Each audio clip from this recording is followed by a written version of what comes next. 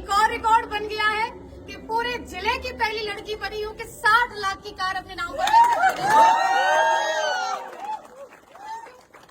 Audi लोगों के लिए एक नाम हो जाएगा कि हाँ भाई कोई लड़की कार ले आई होगी, लेकिन मेरे लिए सिर्फ ये कार नहीं है सिर्फ ये कार, क्योंकि सपने से भी ऊपर है ये जगह। जब गुरुजी पर्दा हटा रहे थे तो मैं अंदर से फील कर रही थी ये मेरी है। मैं कई बार अंदर से कह रही थी मेरी है। रात भर मैं सोई नहीं हूँ। ये बिल्कुल सत्य है, मैं बिल्कुल नहीं सोई। मैं सुबह 5 बजे का अलार्म लगाई थी, जल्दी जगना था। अलार्म तो मुझे जगाया ही नहीं है, आज मैं अलार्म को जगाई पूछ रही हूँ आप कहाँ पहुँचे। सारी चीजें आज अच्छी हैं, बढ़िया हैं। क्यों है? सिर्फ उसके पीछे एक कारण है, हमारी असली पीएस वेलनेस जैसी महान संस्था और इसके संस्थापक की एक नेक नियत, एक अच्छी सोच। हमारे CUNMD महागुरुजी मिस्टर संजीव कुमार सर, मैं कहूंगी अरे होंगी बहुत सारी ऑर्गेनाइजेशन जो कि काम करती होंगी डायरेक्ट सेलिंग में, लेकिन पूरी डायरेक्ट सेलिंग के अंदर एक असली पीएस वेलनेस और पूरे डायरेक्ट सेलर्स के लिए महानायक बनके खड़े हमारे CUNMD mister Sanjeev Kumar sir की एक बार जोरदार। शायद कुछ संकोच होता इस कार को लाने में, लेकिन कोई संकोच नहीं हुआ क्योंकि वो वुमेन वेलफेयर फंड का 5 लाख एक्स्ट्रा गुरुजी दे दिया।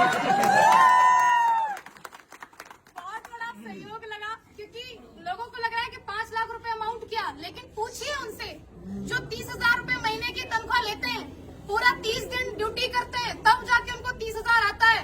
लगभग उनकी 1.5-2 साल की इनकम तो माँ गुरुजी ने एज ए वेलफेयर फंड मुझे दे दी। क्यों? क्योंकि तुम लड़की हो। फिर हमारे अंदर से भी जज्बा जुनून आया कि नहीं भैया, जब 14 लाख की चल सकती तो 60 लाख की भी चलेगी। अब माँ गुरुजी अगर 5 लाख एक्स्ट्रा दिए तो उसको सही ठिकाने पे लगाना पड़ेगा, क्योंकि अभी और कमाना है। सारा कुछ बढ़िया है, बहुत ही अच्छा है। मैं जो बोलना चाह रही थी शायद मैं बोल ही नहीं पा रही हूँ, क्योंकि खुशी का कोई ठिकाना नहीं है।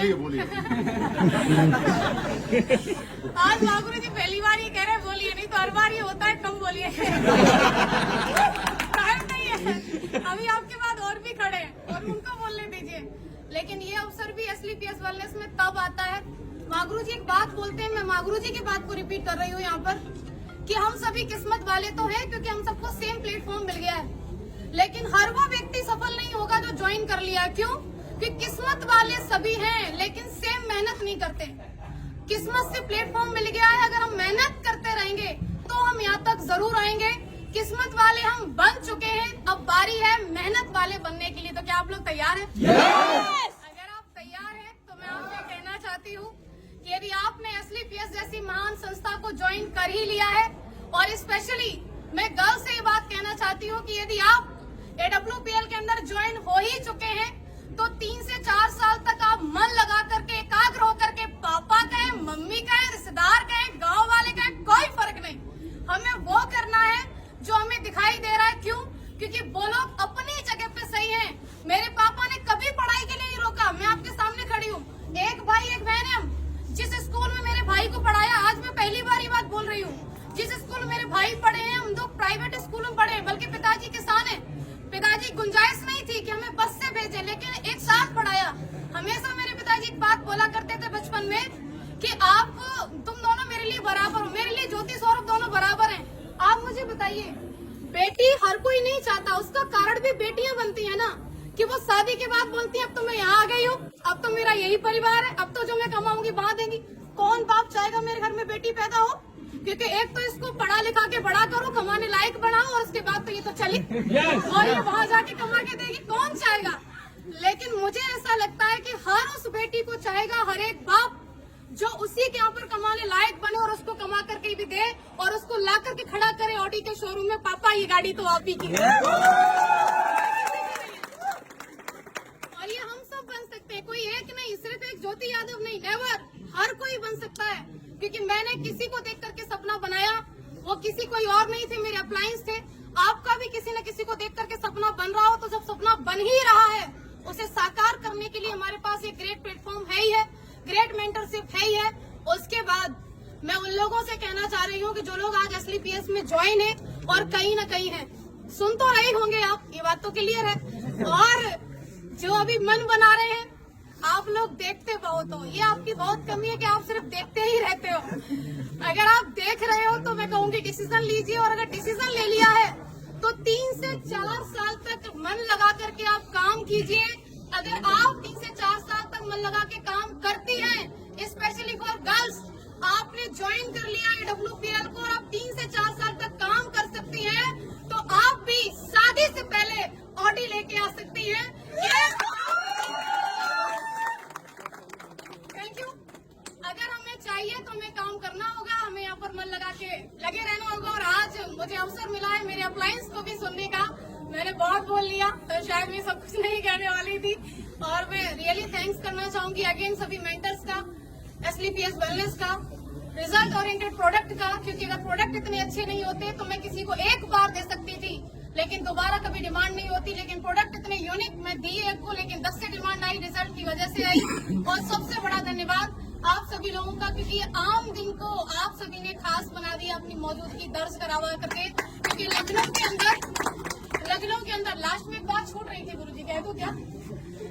मुसीबतें रियली में बहुत आती हैं। जो लोग मुसीबतों का पल्लू पकड़ के बैठे रहते हैं वो घर ही रहते हैं। जो लोग औरतों के लिए एक बात बोलते हैं कि अगर ऐसे ही हो तो चूड़ियां पहन के बैठ जाओ, उनके लिए मैं ये बात कहना चाहती हूँ, चूड़ियां सिर्फ औरतों के हाथ में नहीं होती। कई सारे मर्द जिनके हाथ में दिखती नहीं है लेकिन होती है। चूड़ियां किस बात की? चूड़ियां उनके परिवार के बंधन की बताते हैं, चूड़ियां उनके नाम की बताते हैं। अरे मेरी रेपुटेशन का काम नहीं, चूड़ियां उनकी नौकरी की बताते हैं। ये सब चूड़ियां हैं और क्या? आपको एक 50,000 की इनकम से कोई व्यक्ति 100 करोड़ का बिजनेस प्लान दे रहा है और आप कह रहे हैं हमारे पास तो परेशानी है, हमारे पास तो मरने का टाइम नहीं है। हर जगह मुसीबत है। ये गाड़ी आपको क्या लग रहा है ऐसे ही आ गई? नहीं, लड़के होके गाड़ी ले आए। कैसे? मेरे साथ ही हुआ। मेरा लोन बिल्कुल क्लियर। बुजुर्ग है बहुत जिन्होंने मेरा लास्ट में आके कैंसिल किया, मैं बता रही हूँ आपको। गुरुजी अगली साल उनका रिटायरमेंट है, BOI में है वो। फाइल हमारी पहुंची, क्योंकि 50 लाख वाला जो वैसे ना वो दूसरी बैंक होती है वहाँ रेफर किया जाता है। उनका पहला सवाल, आपके पास पहले से गाड़ी है? हमने बोला हाँ। आपकी किस बराबर चली? बोले हाँ। सिविल कितनी है? 806 तक की मेरी सिविल थी। बोले ठीक है। दूसरी गाड़ी क्यों ले रही हो? उन्होंने ऐसे करके पूछा, दूसरी गाड़ी क्यों ले रही हो? तो मैंने बोला जरूरत है। तो बोले ऐसी क्या जरूरत है, मैनपुरी में रह के तुम्हें इतनी बड़ी गाड़ी की जरूरत है? अरे मैनपुरी में उनका ब्रांच, पैराडाइज स्कूल के सामने ब्रांच है बैंक ऑफ इंडिया का। तो आप सोच के देखो, क्या उनका सवाल था? नहीं, सवाल था उनकी नौकरी का। अगली साल रिटायरमेंट है। उनके बारे में जान करके पता चला कि उनके बेटे की शादी में क्रेटा मिली है। अब बेटे की शादी में क्रेटा मिली है और ये लड़की जा रही है, बोली मेरा लोन क्लियर कर दो, हमको 60 लाख की कार चाहिए। छाती पे सांप नहीं रहेंगे, कुछ भी हो जाए। वहाँ से मुसीबत खत्म हुई। एक बढ़िया व्यक्ति मिले, उन्होंने सिविल की वजह से 1 दिन के अंदर लोन किया। मैं कहूंगी बिल्कुल भी लोन किसी वजह से नहीं हुआ, 1 दिन के अंदर लोन हुआ, सिविल की वजह से हुआ। फिर सबसे बड़ी मुसीबत हमारा मैनपुरी का नंबर, हमने नंबर ले लिया मैनपुरी का और हमारी गाड़ी आ रही है वहाँ से, दिल्ली से, मोती नगर से। माँ गुरु जी सारा कुछ फाइनल, फिर गाड़ी अटक गई। हमने बोला ये आना नहीं चाहती है क्या? 50,000 रूपए पूरे एक्स्ट्रा क्यों लगे? सिर्फ इस बात पे कि हमें फिर वहाँ से नहीं, उन्होंने बोला मैनपुरी में डिलीवरी नहीं दे सकते, आप एटा तक ले लो। हम क्यों लेने एटा की गाड़ी? हम तो अपने मैनपुरी की लेने। मैनपुरी वाले तो मेन और मेन, आपको ऐसा लग रहा है कोई व्यक्ति सफल होके खड़ा है तो आसानी से खड़ा है, आपको समस्याएं आ रही है उसको कोई नहीं आएंगी।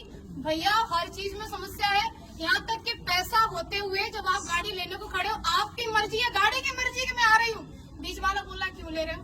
तो तीसरे को भी दिक्कत हो सकती है। दिक्कतों के ऊपर कभी फोकस नहीं करना है, फोकस हमेशा लक्ष्य के ऊपर। मेरी बात सिर्फ इतनी है कि आज अगर मैं यहाँ खड़ी हूँ तो सिर्फ इसका एक कारण है कि मैंने हमेशा मेरे अप्लायंस की उपलब्धि को देखा कि आज वो किस पायदान पे पहुंच रहे हैं। मैंने नहीं देखा उन लोगों को जो लोग मेरे अपने थे लेकिन वो किसी न किसी ऐसी जगह पर थे जो उतनी बड़ी सोच नहीं रखते थे। मैंने सिर्फ उनको देखा जिनकी सोच बड़ी थी, जिनकी उपलब्धि बड़ी थी, क्योंकि मुझे वहीं तक जाना था जहाँ तक का मुझे वो रास्ता दिखा रहे थे। तो आपको भी हमेशा अपने अप्लायंस के लिए देखना है, क्योंकि मैंने देखा तो आज मैं खड़ी हूँ। और आप लोग आए इसके लिए आपका अगेन बहुत बहुत शुक्रिया। Thank you so much.